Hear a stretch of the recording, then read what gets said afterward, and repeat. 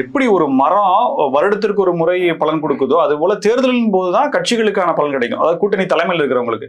திருமாவளவன் 5 வருடங்களா நீங்க சொல்ற பல விஷயங்கள்ல ஆளுங்கட்சிக்கு ஒரு அப்படியே மென்மையான போக்கு, ஆமா கண்டனம் நான் கொடுத்தேன் அப்படின்னு சொல்றதுக்காக ஒரு விஷயங்களை சொல்லிட்டு ஒரு அனுசரணையா போயிட்டு இருந்தாரு. அவருக்கான பலனை எப்ப கொடுக்கணும்? எலெக்ஷன் அப்ப தான் நீங்க கொடுக்கணும். அப்ப எலெக்ஷன் அப்ப நீங்க அதை விட மோசமா நடத்துறீங்க அப்படின்னா இந்த 5 வருடங்களா விசிகாவை திமுக பயன்படுத்தி கொண்டதா? இன்னும் சொல்ல போனா இந்த எலெக்ஷனுக்கு பிறகு நான் இன்னொரு கணக்கு சொல்றேன் சார். தேமுதிகவுக்கு 10 சீட் அப்படிங்கறதுல பல அரசியல் கணக்குகள் யூகங்கள் இப்போ ரிவீல் ஆகுது. என்ன அப்படின்னா, ஒருவேளை தொங்கு சட்டசபை அமையுது அப்படின்னா விசிகாவுக்கு கொடுத்ததே 8 தான். அதுலயும் ஒண்ணு வந்து காங்கிரஸ்க்கு ஒரு கொடுத்தாருன்னா அப்புறம் 7 தான். அப்படின்னா அதுல எவ்வளவு ஜெயிக்கிறாங்கன்றத பொறுத்து தான் அவங்களுடைய கணக்கு இருக்கும். பட் தேமுதிக கொடுத்தது 10.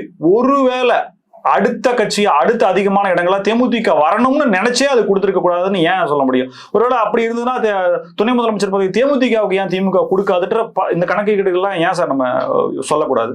என்ன நினைச்சுக்கிறீங்க? தேமுதிக எல்லாம் ஒட்டுமொத்தமா வேற பக்கம் எந்த பக்கம் ஒன்னா போவாங்க அவங்க. அவங்கள நீங்க என்ன சார் இன்னொரு பக்கம் போறீங்க? ஐயோ, ஒருவேளை நாளைக்கே வந்து தேமுதிக ஒரு 8 இடத்துல ஜெயிக்கிறாங்க அப்படின்னு வச்சுப்போமே, இவ்வளவு தொங்கு சட்டசபை வருதுன்னு வச்சுப்போமே. ஒரு பாயிண்ட் சார், இவ்வளவு நாட்கள் திமுகவோடு நாங்கள் ஏன் கூட்டணி வைக்கவில்லை என்று இயங்குகிறேன்.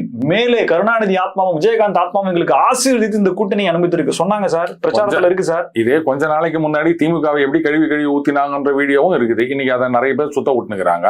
அப்புறம் பிரச்சாரத்துல சொன்னாங்க அப்படின்னு நீங்க சொல்லி நிக்கிறீங்க. ஒட்டுமொத்தமா கமல் அங்கேயிருந்து ஏங்க ஒரே நேரத்துல 2 பக்கமும் கூட்டணி பேரம் பேசுறாங்க தானங்க நீங்க.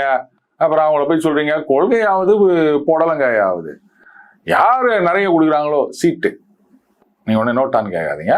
அவங்களுக்கு வந்து கூட்டணி அப்படின்றதுதான் அவங்களுடையது.